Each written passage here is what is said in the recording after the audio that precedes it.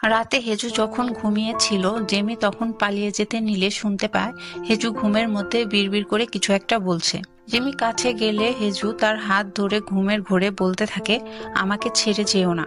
তখন ফ্ল্যাশব্যাকে দেখানো হয় হেজুর বাইকের সাথে তার পালক বাবার গাড়ির অ্যাক্সিডেন্ট হয়, কিন্তু তার বাবা তেমন কিছু না বলে শুধু তার কার্ডটা দিয়ে চলে যায়। হেজু তখন খুবই কষ্ট পায়, তাই বৃষ্টির মধ্যে নির্বোধের মতো দাঁড়িয়ে থাকে।